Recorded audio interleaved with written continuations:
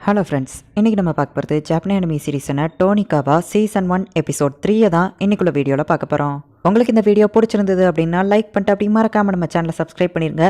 அப்புறமா இந்த அனிமே எப்படி இருக்குது அப்படிங்கிறத முடிஞ்சால் எனக்காக கொஞ்சம் கமெண்ட்டில் சொல்லுங்கள். ஏன்னா நம்ம சேனலில் ஃபஸ்ட் டைமாக லவ் ஸ்டோரி பற்றி போடுறோம் அப்படிங்கிறதுனால அது உங்களுக்கு பிடிச்சிருக்கா இல்லையாங்கிறத நான் தெரிஞ்சுக்கிடணும்.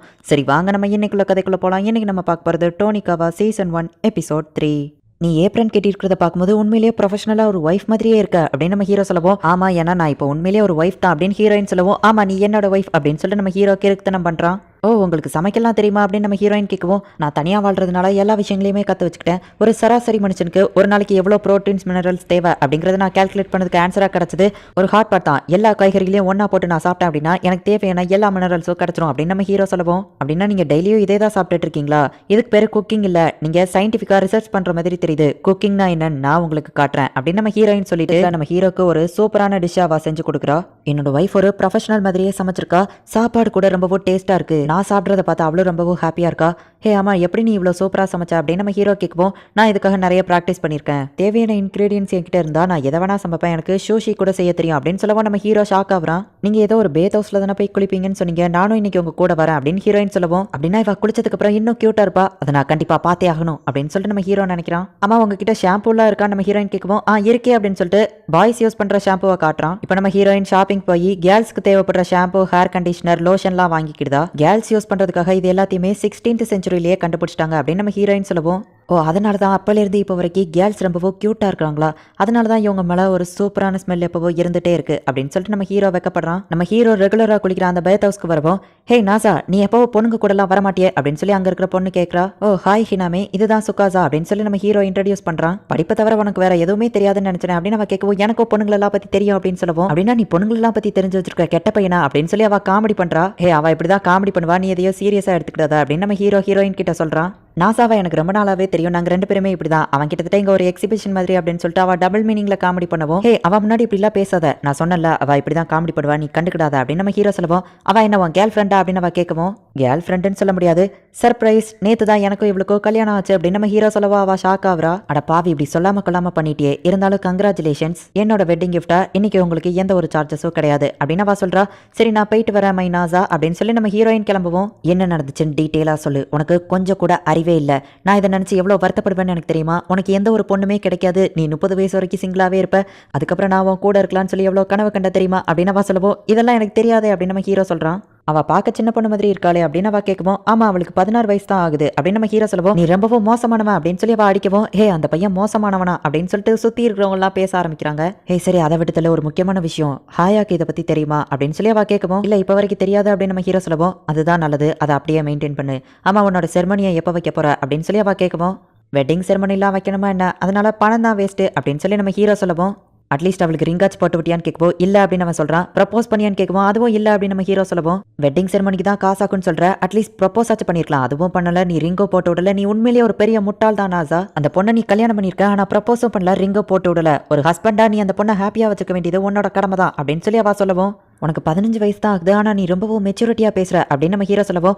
வயசுக்கும் இதுக்கும் என்னடா சம்மந்தம், ஒழுங்கா உன் ஒய்ஃபை ஹாப்பியாக வைக்கிற வழியை பார் அப்படின்னு அவள் சொல்லுவோம். நீ அறிவு கொண்டு திறந்துட்ட, இதுக்கப்புறம் நான் அவளை ரொம்பவும் ஹாப்பியாக வச்சிருப்பேன் ஏன்னா அப்படின்னு நம்ம ஹீரோ சொல்லுவோம். ஷாம்பு கண்டிஷனர் எல்லாம் உன்கிட்ட தான் இருக்கு அப்படின்னு சொல்லி ஹீரோயின் வெளியே வரா.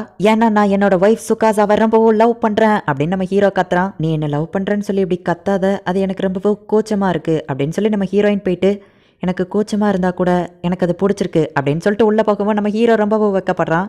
எனக்கு தெரிஞ்சு போச்சு, இந்த எபிசோட் அனிமேல பேத்திங் எபிசோடு, எல்லா அனிமேலையும் ஒரு பேத்திங் எபிசோட் இருக்கும், அதில் காரணமே இல்லாமல் ஹீரோயின் ட்ரெஸ் இல்லாமல் வருவாங்க, அதை ஹீரோ பார்த்துருவான் அப்படின்னு சொல்லிட்டு நம்ம ஹீரோ நினச்சிட்டு இருக்கான். எனக்கும் அதே மாதிரி ஒரு சம்பவம் நடக்கும் அப்படின்னு சொல்லிட்டு நினச்சிக்கிட்டே நம்ம ஹீரோ போகும்போது பார்த்தா ஹினாமி அங்கே நின்றுட்டு இருக்கா. நீ எப்போலேருந்து இங்கே நின்றுட்டு இருக்கேன்னு கேட்குவோம். நீ அந்த பேத்திங் எபிசோடுன்னு ஆரம்பிச்சியா, அப்போலேருந்தே நின்றுட்டு இருக்கேன், உன்னை மாதிரி குட்டியாக இருக்கிறவங்களாம் இந்த மாதிரி ஆசைப்படக்கூடாதுன்னு சொல்லுவோம். என்ன சொல்கிற அப்படின்னு சொல்லி அவள் கேட்குறான். நான் உன்னோட ஹைட்டை பற்றி சொன்னேன் அப்படின்னு அவள் சொல்கிறா. இங்கே ஹீரோயின் வந்துட்டு யாருமே இல்லை தானே அப்படின்னு சொல்லிட்டு ஃபஸ்ட்டு செக் பண்ணி பார்த்துட்டு அதுக்கப்புறமா யாரும் இல்லை அப்படிங்கிறத கன்ஃபார்ம் பண்ணதுக்கப்புறமா தான் வந்து ட்ரெஸ்ஸை கலட்டுறா. இப்போ நம்ம ஹீரோயின் அந்த இடத்துல குளிக்கிறதுக்காக போகிறா. இந்த இடத்துல சூடு கரெக்டான டெம்பரேச்சர்ல இருக்கு அப்படின்னு சொல்லி அவ குளிச்சிட்டு இருக்கும்போது பார்த்தா அந்த இடத்துல யாரோ ஒருத்தங்க வராங்க. என்ன மன்னிச்சிருங்க, நான் தான் இந்த இடத்தோட ஓனரோட மூத்த பொண்ணு, நான் வேணும்னு இல்லை இந்த இடத்துக்கு வரல அப்படின்னு அவ சொல்லவோ, பரவாயில்ல இருக்கட்டும் அப்படின்னு நம்ம ஹீரோயின் சொல்லவும், கஸ்டமர்ஸ் வர்றதுக்கு முன்னாடியே நான் எப்பவோ குளிச்சிருவேன், நீங்க யாருமே இல்லைங்கிறத செக் பண்ணிட்டு தான் அதுக்கப்புறமா வந்து குளிக்க ஆரம்பிச்சிங்க, ஆனால் நான் இந்த இடத்துல இருக்கேன், என்ன மன்னிச்சுக்கோங்கன்னு சொல்லவோ, பரவாயில்ல இருக்கட்டும் அப்படின்னு நம்ம ஹீரோயின் சொல்றா. இல்ல நான் உங்களை முழுசா பார்த்துட்டேன் அப்படின்னு அவ சொல்லவோ, பரவாயில்ல இருக்கட்டும் நான் சொன்னேன் அப்படின்னு ஹீரோயின் சொல்றா. என்னதான் இருந்தாலும் உங்களை ஒட்டு துணி இல்லாம நான் முழுசா பார்த்துட்டேன் அப்படின்னு சொல்லிட்டு திரும்ப திரும்ப அந்த வார்த்தையை சொல்லி வார்த்தையாலேயே நம்ம ஹீரோயினை கொல்றா. நான் செஞ்ச தப்புக்கு மன்னிப்பே கிடையாது, என்னோட ஃபேமிலியோட பேரை நான் கெடுக்க விரும்பல, சோ அதனால நான் வேணா உங்களுக்கு முதுகு தேய்ச்சி விடுறேன் அப்படின்னு அவ சொல்லவும், இல்ல பரவாயில்ல இருக்கட்டும் அப்படின்னு சொல்லிட்டு நம்ம ஹீரோயின் சொல்றா. எங்களோட ஸ்பெஷல் மைக்ரோ பபிள் ஷவரை நான் உங்களுக்கு யூஸ் பண்றேன் அப்படின்னு அவ சொல்றா. நீ எப்போதான் போவ அப்படின்னு நம்ம ஹீரோ கேட்கவும், எல்லா இடத்தையும் க்ளீன் பண்ண வேண்டியது என்னோட பொறுப்பு தான், நான் க்ளீன் பண்ணி முடிக்க இன்னும் கொஞ்சம் நேராகும், நீ வேணா கிளம்பு அப்படின்னு சொல்லி அவ சொல்றா. என்னால முடியாதுன்னு நம்ம ஹீரோ சொல்லவும், நான் எதுவும் தப்புக்க மாட்டேன் அப்படின்னு சொல்லிட்டு அவ கிண்டல் பண்றா. இந்த ஸ்பெஷல் மைக்ரோ பபிள் ஷவர் உங்களுக்கு பிடிச்சிருக்கான்னு கேட்கவும் நம்ம ஹீரோயினும் பிடிச்சிருக்குன்னு சொல்றா. உங்களோட ஸ்கின் அது பாக்குறதுக்கு சில்க் மாதிரியே சாஃப்டா இருக்கு. இல்ல சில்க் வந்துட்டு எர்த்வாமோட வாயில இருந்து வர எச்சி மாதிரி, அது கூட நான் இதை கம்பேர் பண்ணக்கூடாது, வேற எது கூடயாச்சும் கம்பேர் பண்ணணும். ஆமா உங்களோட ஸ்கின் பாக்குறதுக்கு ஸ்மார்ட் போன் மாதிரியே இருக்கு. ஆமா ஒரு நிமிஷம், ஸ்மார்ட் போனை எலக்ட்ரானிக் டிவைஸால எல்லாம் பண்றாங்க, நான் அது கூடயே இதை கம்பேர் பண்ணக்கூடாது அப்படின்னு சொல்லி அவ காமெடி பண்ணிட்டு இருக்கா. இவளோட கேரக்டர் பார்க்கும்போது எனக்கு நாசா தான் ஞாபகத்துக்கு வரா அப்படின்னு நம்ம ஹீரோயின் நினைக்கிறா. பாத்தீங்களா, இன்ட்ரோடியூஸ் பண்ண மறந்துட்டேன், என்னோட பேரு ஆயா இசகாவா, உங்க பேர் என்னன்னு கேட்கவும், சுகாசா யோசகி அப்படின்னு நம்ம ஹீரோயின் சொல்லுவோம். என்னது யோசகியா? ஓ எனக்கு புரிஞ்சு போச்சு, இவங்க நாசாவோட சிஸ்டரா இருக்கும்னு நினைக்கிறேன், நீங்க நாசாவோட ஃபேமிலி மெம்பரான்னு கேட்கவும் நம்ம ஹீரோயினும் ஆமா அப்படின்னு சொல்லி வேற மீனிங்ல சொல்றா.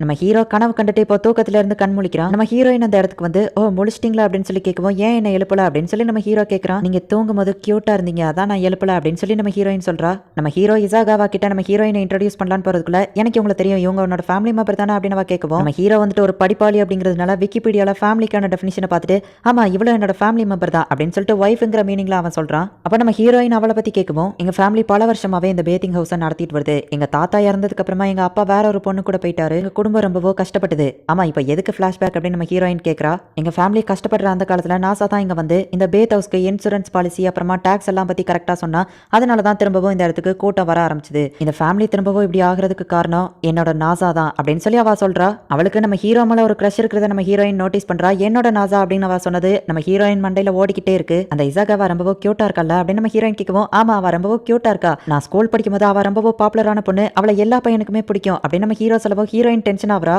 திடீர்னு இவ மூட்ல ஏதோ ஒரு சேஞ்சஸ் தெரியுது அப்படின்னு நம்ம ஹீரோ பார்த்துட்டு இருக்கான். பார்த்தாங்கன்னா ஒரு வெட்டிங் செரமனி ஓடவும், நமக்கு இன்னும் வெட்டிங் செரமனி நடக்கலாங்கிறதுனால தான் இவ கோவமா இருக்கிறா போல அப்படின்னு சொல்லிட்டு, நீ அதனால தான் கோவப்படுறியா அப்படின்னு நம்ம ஹீரோ மொட்டையா கேட்கறான். இசகாவா வந்துட்டு என்னோட நாசா அப்படின்னு சொன்னதை அவ யோசிச்சு பார்த்துட்டு, ஓ இல்ல அதுக்காகலாம் இல்ல அப்படின்னு சொல்லிட்டு அவ சமாளிக்கவும், உண்மையிலேயே அவ அப்ப அதனால தான் கோவமா இருக்கா அப்படின்னு நம்ம ஹீரோ நினைக்கிறான். கியூட்டான விஷயங்களை கியூட்னு சொல்றதுல எந்த ஒரு தப்பும் இல்ல அப்படின்னு சொல்லிட்டு நம்ம ஹீரோயின் சொல்லவும், ஓ ஆமா நமக்கு செரமனி நடந்தா அது கியூட்டா இருக்கும் அப்படின்னு சொல்லிட்டு நம்ம ஹீரோ தப்பா நினைக்கிறான். நீங்க என்னையவும் கியூட்டா இருக்கணும்னு சொல்லணும்னு நான் எதிர்பார்த்தேன், அவ்வளவுதான் அப்படின்னு ஹீரோயின் சொல்லவும், ஆமா வெட்டிங் ட்ரெஸ் போட்டா அவ ரொம்ப கியூட்டா தான் இருப்பா, சுகாசா என்னால அதை இப்போதைக்கு சொல்ல முடியாது, எனக்கு கொஞ்சம் டைம் கொடு, இந்த அபார்ட்மெண்ட் கீ நீ போ, நான் இதோ வந்துருந்தேன் அப்படின்னு சொல்லிட்டு நம்ம ஹீரோ போகவும், தன்னோட ஒய்ஃபை கியூட்டுன்னு சொல்றதுல எதுக்காக இவருக்கு டைம் தேவைப்படுது அப்படின்னு சொல்லிட்டு நம்ம ஹீரோயின் யோசிக்கிறா.